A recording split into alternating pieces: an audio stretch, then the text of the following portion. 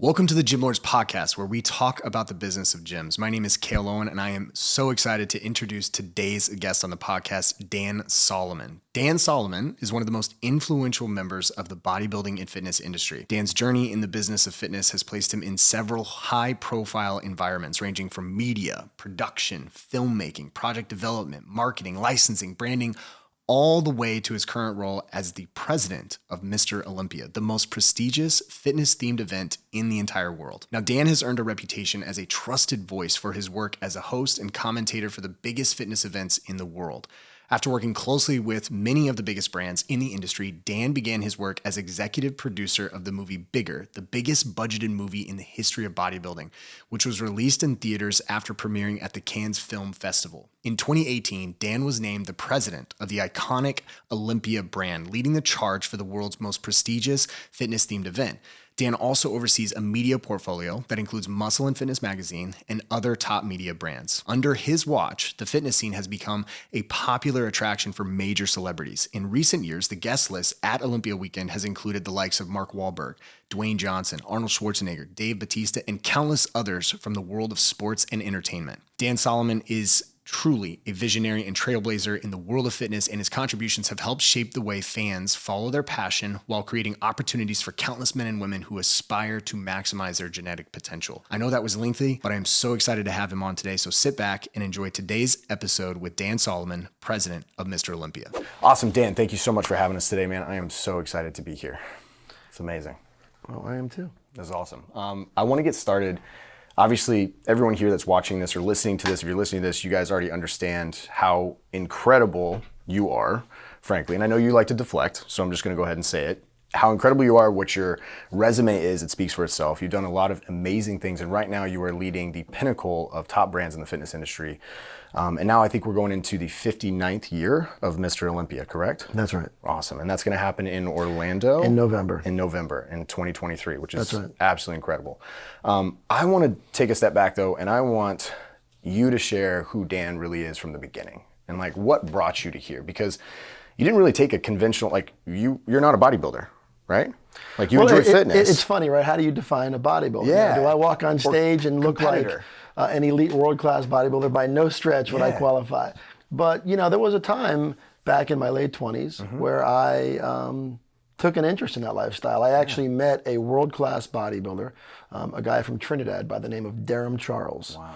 And Derham and I forged a really great relationship, and he kind of pulled me closer to the fitness and bodybuilding lifestyle. And I entered a couple of contests. That's awesome. I didn't even know that. And I didn't do very well, but it kind of gave me a chance to really understand what that journey is like, what that suffering feels like to get stage ready. And I really came away from those few shows that I did with a real sense of what these athletes go through to get to that point. And it's such an important thing to experience the thing that your customer is experiencing, right? Because at the end of the day, our customer is a bodybuilding fan, is a bodybuilder. And without having that perspective, I think I would have been worse off for it. So I think as I was going through it, I could never have known at that time the insight that it was going to provide me as I kind of journeyed on and started doing other things. And I've had just about every job you can have along the way. You have, and I'd like to talk about that a little bit, because your story of, you didn't just like jump right into this. You've done so many different things, and it's led you to be where you are. And also I would say that the attributes and skill sets that you've acquired over time have put you in this position to where you can now really be the driving force in even taking this incredible brand and all of the other brands along with it to an even higher level. So I want to kind of get back to the beginning of like what got you into, because you started more so on the media side, correct? I did. Yeah. So walk me through what got you into that first. Yeah. So getting back to the bodybuilder that I just mentioned. Yeah. He and his wife sat me down prior to me knowing anything about the world of fitness or bodybuilding, other than just a little bit about sets and reps, right? That's all I knew. And he said, you know, I really would love to get an endorsement contract. He knew I had some business acumen. I had some experience in the business world. And he asked me if I could help him do that. So as a friend, I said, sure, I can try to make that happen. I'll navigate my way around. Well, at that time, the only thing that I knew was Joe Weider, who was the iconic sort of pioneering godfather, if you will, Yeah. of the bodybuilding movement back in the 1940s and 50s. He started this whole thing. And Darren Charles, who I was talking to at the time, said, I would love to have a Weider endorsement deal. So me being just naive and dumb enough not to know better, I picked up the phone and called the world headquarters in Woodland Hills, California of Weider Nutrition, Weider Publishing. And I did my best to get Joe Weider on the phone. And eventually he returned a call. And he and I spent about 45 minutes talking about all things bodybuilding and fitness and posing and all the things that sort of embody the bodybuilding lifestyle and competitive bodybuilding, because I was always a fan. I enjoyed it. Growing up, I would go to local contests, and I just appreciated the sacrifice and the dedication, and I always took something from it. Well, by the time the conversation ended, I guess Joe and I connected just enough where he felt compelled to tell me to start writing a column called Bodybuilding 101 for Muscle and Fitness magazine. And I was blown away by it, humbled to say the least. Didn't think I was remotely qualified to do such a thing. But then again, I'm always that way. I always question whether or not I should be in a certain spot, right? But in that particular time, at that particular day, Joe Weider himself offered me that opportunity. So then I started writing for the magazines. And then shortly thereafter, a year or two into that, it started to become trendy to put bodybuilding events, the Arnold Classic, the Mr. Olympia, some of the more premium events, on pay-per-view and other TV outlets. And I had a mutual friend who connected me with a producer. They were looking for somebody to start hosting these events. And in college, my degree was in broadcast journalism, and I always fancied myself as a guy that might one day do play-by-play for a Major League Baseball team. Yep. That never worked out. But not yet. right, there's still time, right? But what ended up occurring was I got hired to start hosting these events. So I spent about a dozen years as the lead host for the Mr. Olympia on pay-per-view or the Arnold Classic, and then it became really popular to start. They would call it webcasting at the time. I don't think the word webcasting is really a term anymore, but it was definitely something that we started doing with different outlets that I was involved with, and so from there I started hosting events, and then different opportunities opened up. In 2005. It occurred to me at that moment that there was no way for a bodybuilding fan to follow the sport of bodybuilding other than the magazines. And I thought, what a shame it is that bodybuilding fans can't hear the voices and the passion and the vocal intonations of their favorite bodybuilders. So I created a program called Pro Bodybuilding Weekly. It was the first ever talk radio show devoted to the world of professional bodybuilding. There was no outlet that was doing it. And I linked up with this, the internet was just kind of becoming, more prominent at that time. And I linked up with an online syndicator, and we started doing a live show every Monday night. Then it got picked up by outlets around the world. And it became a very prominent fixture on the weekly bodybuilding scene. Pro Bodybuilding Weekly, I co-hosted it with a good friend of mine named Bob Ciccarello. Bob now does a great job of hosting our Olympia for us and a lot of the big events. Bob's a longtime friend. And he and I co-hosted every Monday night at 8 o'clock. Pro Bodybuilding Weekly. We welcome bodybuilding fans from around the world. And every Monday night, welcome to an all-new edition of Pro Bodybuilding Weekly, the voice of professional bodybuilding. And we would bring on the biggest names from Arnold Schwarzenegger to Ronnie Coleman and Dorian Yates and Lou Ferrigno and all the iconic physiques that everybody grew up watching. Lee Haney and Franco Columbo and Frank Zane, they were our guests every week. And we really brought that to life. And at that time, it was the first way for bodybuilding fans to follow the sport in this format. It was also the first time that sponsors had an opportunity to connect with a captive audience of serious bodybuilding fans. We ran that show for a number of years. We did 400 or 500 episodes, did it every week for about a dozen years. Wow. And then eventually I took some jobs as an editor at a few of the bigger fitness magazines. And I enjoyed that. And then we get to 2018, where I was put in a spot where I found myself at a table with a gentleman named David Pecker. Now, David is the CEO of American Media. American Media is the company that owns the National Enquirer and Us Weekly and OK, Life and Style, all those big grocery store tabloids, the magazines that kind of set the tone in that corner of the world. And they also owned at the time the Olympia, Muscle and Fitness, Flex, and all these big fitness and bodybuilding brands. And they had bought those from Weider, correct? Correct. They had acquired those titles from Weider back in 2004. Okay. And American Media did a great job. They really took it to another level. The event and all the other measurables were just tremendous. It did very well. And then we got it. It went from a show that was being held in auditoriums to a world-class event that would sell out arenas. Yeah. And bring all corners of the fitness world together each year in Vegas. And so we ended up, I ended up at a table with them, and I guess at that time they were trying to revisit their approach to Olympia and the brand. And I always felt strongly that the Olympia needed to be more than a week-long event. It needed to be a year-round brand, because I've always felt that the Olympia is the preeminent symbol of achievement in the world of fitness and bodybuilding. Yep. And it needs to be treated as such for all days of the year, not just for a few days during Olympia weekend. And I sort of laid out to them how I thought that could be done. And by the time the lunch was over, David offered me the job to run the Olympia. And did you go into that meeting expecting that? No. Okay. No, I actually went to that meeting, just thought I was gonna get a chance to sit down and talk to a real influential guy who knew a ton about media and had some great relationships. And I thought it was just a networking day, and I was going to come back and feel pretty good about it, and maybe at some point I'd close a deal because of it, or something fun would come of it. I had no expectation that that's where it was going. And I remember when he offered me the job, I looked at him and I said, David, and I appreciate it, but that's not really what I've been doing all these years. I've been doing a lot of other things. And he looked at me and he said, oh, I can find plenty of people to put on a headset and run a production. He said, but what we need is somebody to embrace all the possibilities of what the Olympia brand could bring, how it could change the fitness and bodybuilding space, how it can be better monetized.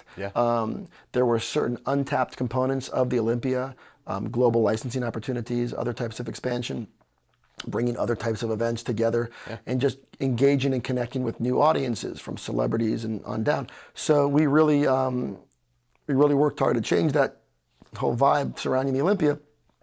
And so I took the job, and it's been a good run. It has. It's been a really good run. I'm very proud of it. Our new ownership group, led by a gentleman named Jake Wood out of Arizona.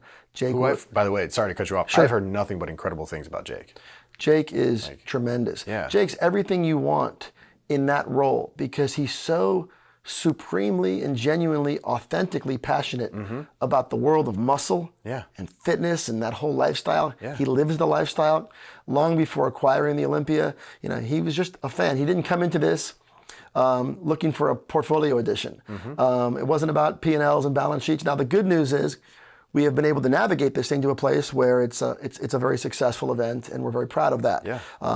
Financially, we're in a really great place, and we've been able to grow the event in many ways to kind of support that. But Jake is an outstanding leader, a tremendous owner, and it's been a great privilege to work for him and alongside him. And there is zero ego in Jake's approach. And Jake is looking to do everything possible that he can to create opportunities for everybody who cares about picking up a weight for the first time, or walking on a Mr. Olympia stage. That's super cool. I have so many questions from that story, by the way. So many things. So, number one, you're extremely articulate, which is incredible. I've watched so many interviews, and you do such a good job of telling a full story and providing so many details, by the way. So I appreciate that. Thank you. Some people would argue that I talk too much. No, I think it's fantastic. No, I do appreciate that. I appreciate you saying that. There's never a boring moment right now or in anything that I've seen you being in. I'll bore you eventually. No, we're good. So I want to actually go way back, because there's a piece of this that we talk about here on the Gym Lords podcast, as well as Gym Lunch and through our brands, and that is just effort, discipline, and just having the ability to grind through even hard times, understanding that if I continue to do the work that's needed and I do it at an unreasonable amount, then I will be successful as long as I'm moving in the right direction, I have the right business model, I'm able to be successful. I want to go back to one key thing. Sure. You had the balls to pick up the phone and call Joe Weider the man in bodybuilding, the man, the godfather of it all. And you mentioned kind of like being naive and all this stuff, but a lot of people would be scared of even thinking there's like no chance that I would ever talk to him. I'm actually really curious, because I love details. How many times did you call him, and for how long before you actually spoke to him? I'd love to tell you a story about how I tried for months and months and months, but it happened pretty quick. But it's funny you say that, because isn't that what separates sometimes the billionaire from the guy who's just trying to pay his bills? And I say that because how many of us have walked around and said the words, I had that idea. I thought of that first. The difference between, the regular, human, if you will, and that elite level earner achiever is they go from idea to action quickly. And there are some ideas. You look around at some of the businesses that are dominating the world, and you look at the revenue. We were talking earlier about StubHub or Cameo or these companies. It's not rocket science when you think about these business models, right? Creating a hub where people can come together to buy sporting event tickets, right? Or a hub where people can go and buy videos of their favorite celebrities. These are basic concepts. Yet, why did it take so long for somebody to actually execute? And when somebody finally did execute, they built a multi-billion-dollar property. And so I think what you're describing in my call to Joe Weider, that was built on, naivete and just I guess who else am I gonna call, right? And but I love that, and that to me is such a small example, and I appreciate you even recognizing it. But there's just been one of the coolest parts about my job, and I would imagine for yours as well, because I know you do a lot of these interviews and you meet a lot of people. I absolutely love meeting CEOs and business owners and just folks that had the courage to do that thing that the other guy just didn't do, or didn't know how to do, or didn't know how to take that first step. And you look at some of these companies that they're crushing it, and they're building generational wealth for themselves, their kids, their grandkids will never have to work again. And they're doing it off pretty simple ideas, but just they have the courage and the willingness to roll up their sleeves and go all in. And most importantly, they were fearless. And fear is debilitating. Fear is that thing that stops all greatness, all achievements. And if you can get yourself to a place where you can set fear aside, you can do anything. And I know for me, I have a long way to go, because fear has been, for me, it's stood in my way many times. I'm not beyond fear, I'll tell you that. There are many things that I do that scare the shit out of me, to be honest with you. But I can tell you that once we kind of manage that and we understand that a little bit better, there's no telling what we can do. That's what we tell our clients, and when we're talking, we're trying to preach this to gym owners around the world, of just trying to be able to go out and reach more people, change more lives, and build wildly profitable businesses at any level. Doesn't matter what level of business. You have to be willing, everyone at some level, we were just talking about this off camera, every leader, CEO, doesn't matter, has fear. There is fear. It's a natural emotion that we'll feel. It's a feeling that we'll have. But the thing that keeps the successful ones, right, or makes them successful compared to the other individuals, is that they recognize it, they're self-aware enough, but they act in spite of that feeling. And I'm curious for you, how have you been able to do that? Like, just tactically speaking, like for you, do you just say, F it, I'm just gonna keep going and I don't care? Like, how do you overcome that for you? Because I think it's different for different people. It is, and I think the difference for different people is that the kind of business that you're in. Now, I'm in a business of mass consumption, right? There's hundreds of thousands, often millions of people who care on some level about the things that I'm involved with, the things that I do. People care about the Olympia, they care about muscle and fitness. People grew up on those brands. The Olympia is oftentimes a bucket list item for people who have saved their pennies their entire life and finally made it to an Olympia. And when they arrive there, they come over, they give me a hug or Jay Cutler a hug, and there's tears streaming down their face because their entire life they wanted to walk into a building and experience that Olympia energy and see what that's all about. And it's overwhelming, to be honest with you. And that sometimes is where the fear comes from, because you see how much it means to so many people. And that's why a lot of people, like, I would imagine, like, real celebrities must have this issue, because real celebrities, they get almost addicted to that experience, because all of a sudden you go, even if you now go and transition to running a $1 billion company, if it's a $1 billion company that doesn't really have that type of audience, some people don't know how to function if they're doing something that millions aren't watching them do.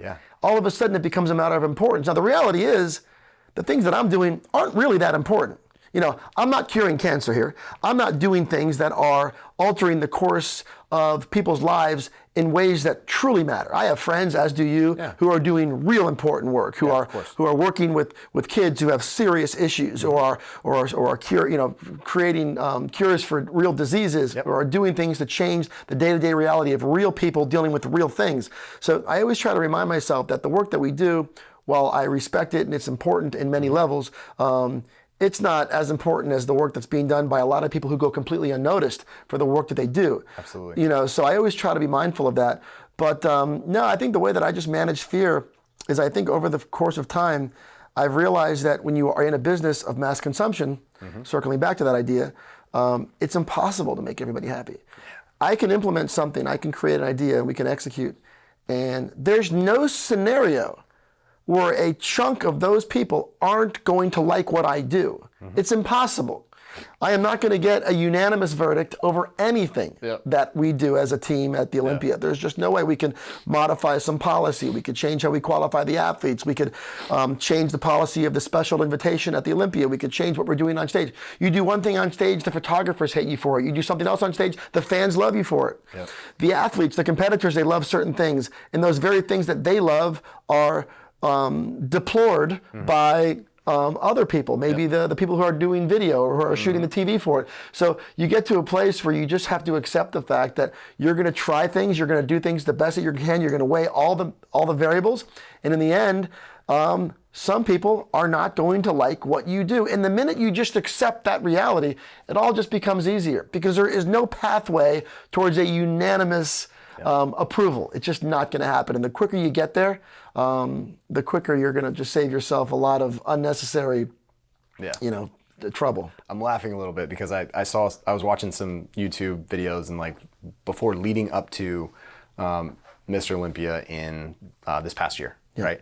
And I go through the comments, and there's a comment, and you were talking about how you've done you and your team have done an incredible job of making it entertaining and fun, so no one is bored. Right, and I get that because I've been to many bodybuilding competitions. Yep, they can be boring. They can be very boring. 100%. So I fully understand and appreciate why you're doing that. And it's so funny to me, that same thing. I read a comment. It's one comment. It's just one comment. And it's like, man, can you tell Dan to fix the lights? Yeah. And I'm just like, what is going on right now? It's so funny you say that. So one of the things when we first had one of my first production meetings 5 years ago, and when I took this position, the topic of boring bodybuilding shows came up. And let's face it, I'm right there with you. I've sat there, and it can be like watching paint dry sometimes. The Olympia is different. Tickets to the Olympia are expensive. People get on airplanes, they book hotel rooms, they fly across the world, they buy VIP packages, and they're out several $1,000s to be at the Olympia. And I'll be damned if I'm going to let anybody go home and say the words, "That was boring." Now, maybe they don't like that lighting effect that we do. Maybe there's too much smoke there for them. Maybe the volume on the sound system was too loud.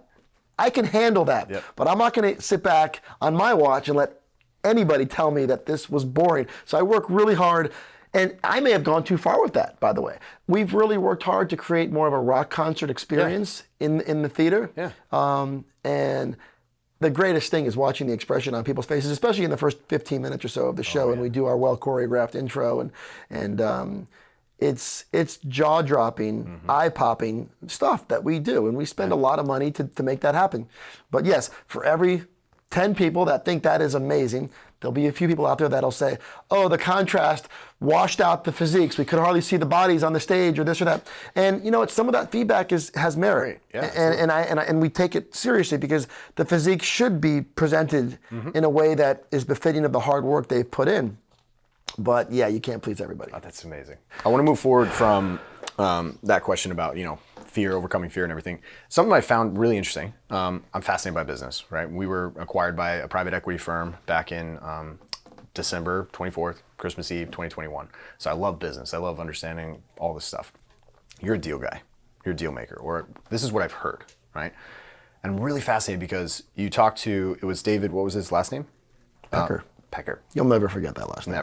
Never. That's why I was like, one more time. I didn't want you weren't sure that you heard it right. Correct. Yes. That was literally it. So David Pecker, he offers you the job, but then I think you were very, very you were right in the middle of orchestrating the acquisition by Jake, correct? You were the one that created that relationship. So I was in the unique position of being on both sides of that deal. Yeah. I was an employee of American Media when they owned the Olympia, and my job was to run the Olympia. What was your title, real quick? What was Chief Olympia Officer. That's amazing. Clever title, right?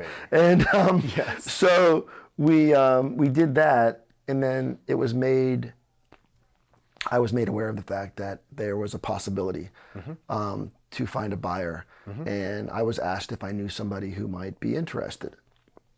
And I knew Jake, and I knew Jake would be sincerely interested in that conversation. So then I brought Jake and David to the table, and we sat at a restaurant called Il Postino in Lower Manhattan, and spent a few hours talking about the possibility of that happening. And so it was. I was in a favorable position, but it was also a challenging one too, because I knew that I had to represent the company that had employed me. Correct. In pursuit of a fair deal. Yes. But I also had to represent the future of the sport and of the Olympia as an event, as a brand, because I was going to continue on in that role. Yeah. So it was a really... You're Switzerland. You almost have to be Switzerland It was in that tough. deal. Yeah. So that's why I'm very curious about, we don't have to go into detail about that, because I don't know if that's as relevant to our clientele, but at some point I'd love to talk through that a little bit more, because I think it's fascinating that you were able to navigate that. You brought both parties to the table, and you were able to do that through and basically transition to what it is now, which is obviously continuing to grow and scale. Yeah. Let's switch real quick. Our first conversation, your goal is to really get back to the grass, or at least build a bridge between Mr. Olympia and the brand and what you're doing right now with gym owners, and start to connect more with them, right? Yeah. So walk me through like your thoughts on that. Where do you think that Mr. Olympia is maybe dropping the ball as a brand there? So I think the fitness industry is dropping the ball when it comes to the gym world.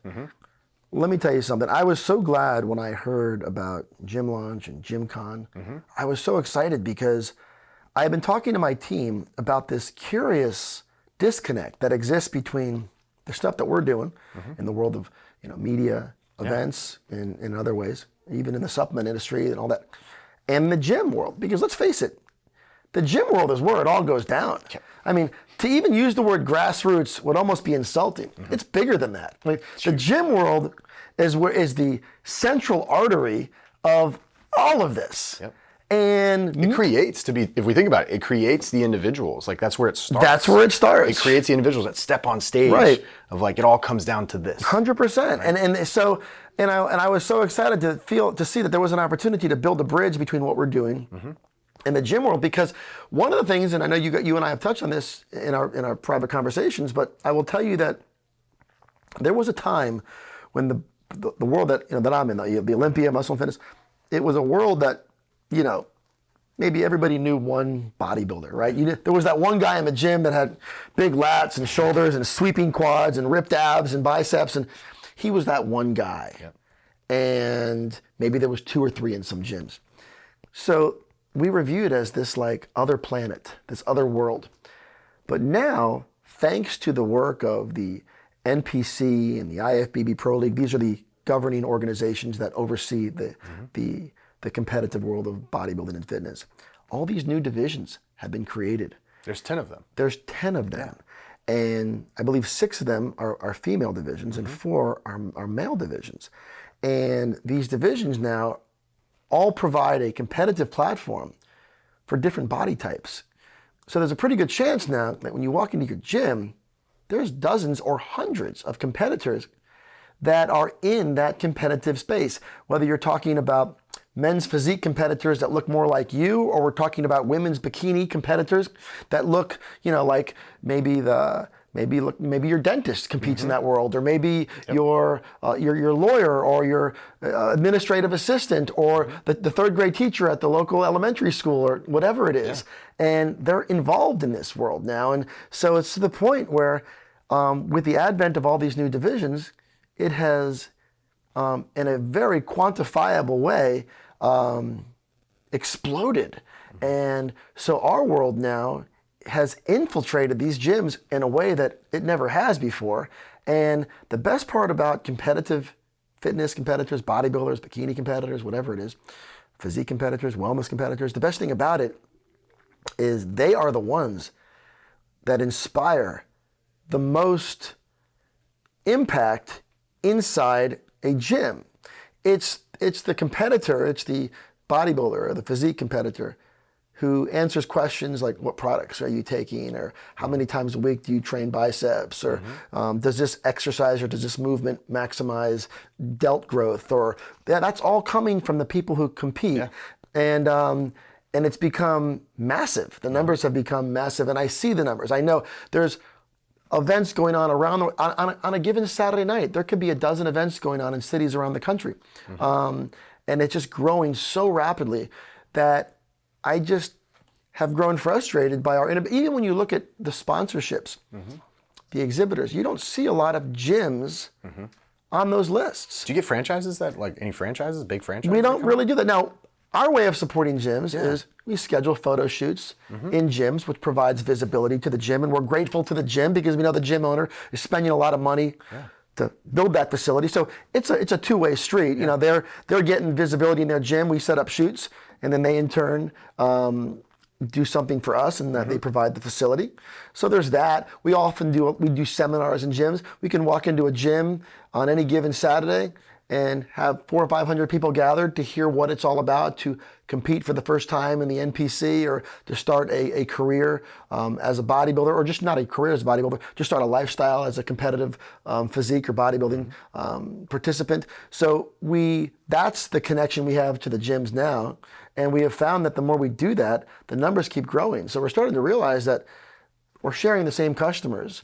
And it's foolish for us not to really stop and look at each other and say, okay, look, we know you're out there and you know we're out there. Let's stop pretending that we don't need each other, because we totally need each other, and we need to communicate in ways that enable us to provide more value for gym owners, and also for gym owners to provide value for what we're doing at the corporate level, at the franchise level, all the above. Yeah. It's interesting because, there's this culture within some gyms, I know that we work with more on the boutique side more than anything, where they look at bodybuilders and they're like, it's not healthy, the whole thing around that. And it's just like, cool, that's not functional. It's more so the functional aspect of it.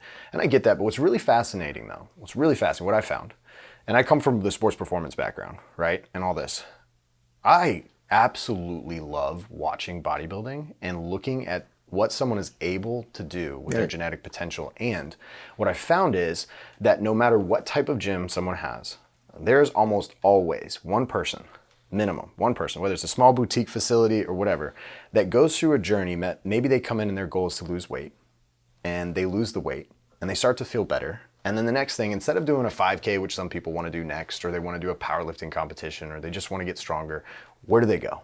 They're like, cool, I want to learn I want to compete. I want to do bikini. I want to do fitness. I want to do figure. Right? I want to do an NPC. I want to do IFBB.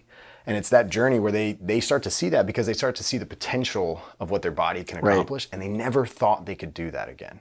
And so I'm speaking to the gym owners that are out there that are wondering, that may be sitting there thinking, well, how in the world does this even look like? What does this look like? How does this work? Because for them, they're more focused on the functional aspect. I would challenge them to look at their members, and I guarantee you there's at least 1, 2, 3, 5 different people in there who have at least thought about, what would it be like if I could do that? I'd like to step on stage, because I'd like to take my body to the ultimate level, or test it or push it to its ultimate level to see what can I actually showcase. And this really drew me to our conversation the other day when you mentioned that, because I think it's an incredible opportunity to really let gym owners know around the world that there's more to it than just, cool, let's just create a functional fitness or a health club that's just like, hey, let's just make sure people are coming in, they're checking in, and that's it. Right? There's a chance to really do something really big here across the entire industry, and it doesn't have to be a divide between the two. It doesn't have to be a zero-sum game, right? Where I don't want a gym full of bodybuilders, right? Well, it's like, well, why not? Right? They're incredible people. They're the most disciplined people. They're the most knowledgeable people that are going to come in and be able to bring something to your facility that's really going to transcend just your local community. And they're the most influential people. Absolutely. That's what I always say. Like, even you take the Mr. Olympia, right? The guy who finishes last still has 500,000 followers. Right? The girl that you've never heard of, who came over from a part of the world that you've never heard of, where she is, where she lives, she's a big deal. When she gets off that plane, they're waiting for her to return home. Yep. And the same thing holds true on some level, on a smaller scale, but it certainly applies to the local bodybuilder or physique competitor. And I always say, welcome, create an environment that makes elite or even casual fitness competitors want to be at your gym, because those people have friends. Those people create credibility. And I know for the longest time there was a real popular gym franchise that really worked very hard, with the whole lunk alarm thing and all that stuff. And it was great because the business is obviously doing very well. From a business standpoint, yeah. So the model has worked for that. Yeah. But it almost became trendy to insult the bodybuilder, to suggest that somebody who is making a loud noise while they're performing a rep is on some level not welcome at their facility. Yeah. And which is, by the way, the complete opposite of like being an inclusive, safe place. Exactly. It's literally the opposite. Exactly. I've always struggled with that idea because to me, celebrate that dedication, celebrate that intensity, that passion, and get behind the guy who's in there and is trying to force out a final rep. And if he grunts or, maybe drops some dumbbells on the ground,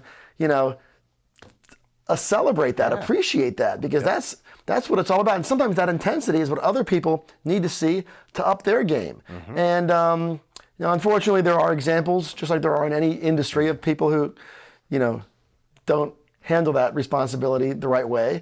And those folks need to be shown the door. And I get that. But for the most part, I applaud every gym out there who provides a home and rolls out the red carpet for people who want to just go all in and train their butts off, because that's what it's all about. So my suggestion to anybody who's got a health facility is stop viewing that world of bodybuilding and elite fitness competitors, stop viewing that as some sort of a black eye that you want to stay away from. Understand that those are the characteristics, that's the passion, that's the discipline, that's the devotion, that's the level of suffering and sacrifice that all of your members should at least understand. Now, I always say, you might not want to look like Mr. Olympia. Of course. That's fine. Not a lot of people do. But at least understand that the journey that he's had to go to get there and the things that he's had to learn, the knowledge that he has about his physiology and his anatomy and the human body and muscular response and the cause and effect of nutrition and dieting, those are things that's what draws the crowd. And it's funny because a lot of people say, oh, I don't want to go to the Mr. Olympia because I don't want to look like that. Or, oh, that's gross. You hear people say things like that, right? And I always get a kick out of that. I'm like, you know what, that's okay. You don't have to want to look like that. The good news is you're not going to look like that, no matter how much you don't understand that. But enjoy what you can learn from the people who've had the courage to go for it and to go all in and to take their physique into their body to that place, because there's so much, if you allow yourself. But doesn't that apply to just about anything? It's like the asshole that you pass on the street. If you actually stopped and had a conversation with that asshole, you might learn that he's had a journey of his own. He's been through some things. He probably has had some failures, maybe some successes, personal, professional. And so I'm a believer that you stop and you just take a look at what's there, because you might not be seeing it the right way. It's the same thing on the business side, right? People look at the billionaires and the super successful people, and they're like, I don't want to be like that. I couldn't imagine working 20 hours a day or just being that and telling my family not spending as much time with my family or building something like this, and they're hated on for all the wealth that they have. Yeah. It's the same thing, right? The level of dedication is unreasonable for the average person to even comprehend. And that level is what it takes to be successful at anything. Yeah. And it's just fascinating. I have a question for you, and I want to be careful of your time. So we're going to wrap this up real quick.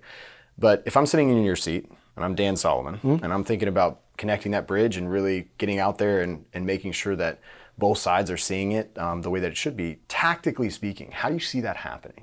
Like, what is your goal with gym owners and connecting and creating a much more of a connection between Mr. Olympia, the brand, IFBB, NPC, and just gym owners around the world? Yeah, it all starts with communication. And I think as we start to communicate with each other, as you and I have, and hopefully that sets a tone for more communication at the corporate level, at the local level, I think communication will bear tremendous fruit. I really do. Because it seems like whenever I'm out and about and I travel the country and I stop in different gyms, that communication leads to so much. And sometimes it's in ways that are hard to quantify right away. But I know that everything has started with good communication. And up until recently, there hasn't been almost any communication between the side of the world that I occupy and the gym space. So I think that communication will take us down a road where gym owners will start to see the influence and the access and the opportunity to create a more credible, opportunity-rich environment for their members.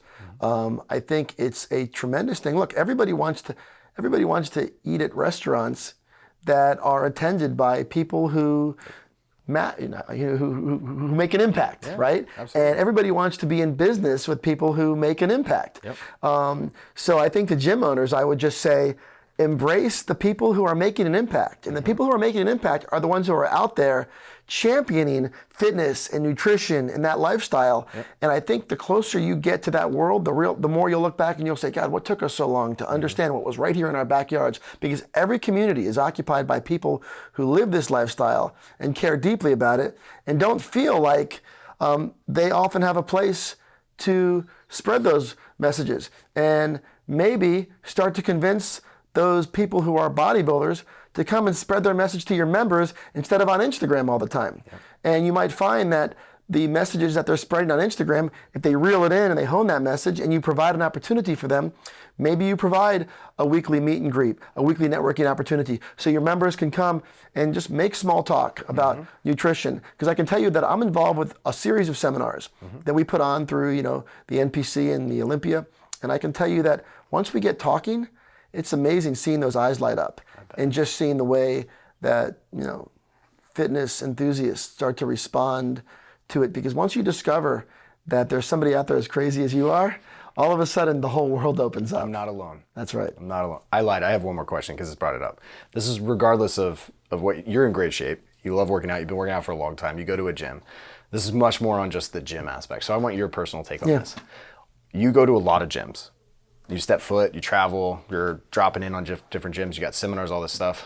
What is the number one mistake that you see gym owners making in the gyms that you visit? Yeah, so... regardless of this, right? We're not talking about this or bodybuilding or anything, just from a business standpoint. What's the number one mistake that you see? I think equipment maintenance is highly underrated. I really do. I think the caliber of your equipment and the way you maintain them sends a powerful message to people in terms of creating loyalty. Because you, as a gym owner, are in a word-of-mouth business. People come and join your gym because their friends tell them to.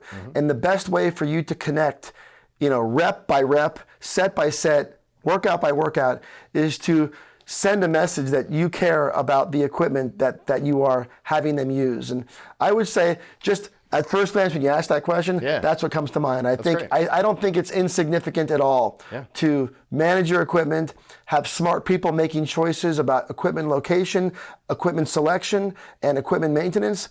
I think it's a critical piece of the relationship that you form with your member. I love it. I cannot wait. Dan, thank you for your time today. Sure. I can't wait to have you speak at GymCon. I'm looking forward to it. May 4th through the 6th. You're going to be speaking on May 5th, which is actually my wedding anniversary. Nice. May 5th, 10 years. So I'm super excited. We're going to sit down. We're going to chat. We're going to share this story, dive a little bit more into a lot of other really cool things. So for those of you that are listening to this, you're interested, you can go to gymcon.com to grab your tickets and come see you speaking live and sharing more of your story. I'm looking forward to it. And thanks for coming in. It's I think this is just the start of everything that we've talked about. It's just the start of being able to bring so many things together. Look, we all share the same passion. We just are a part of it in different ways.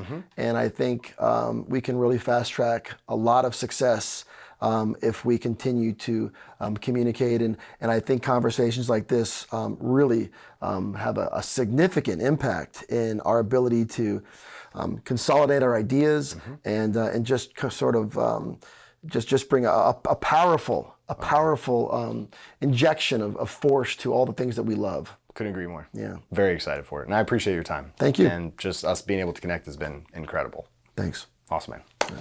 Sweet.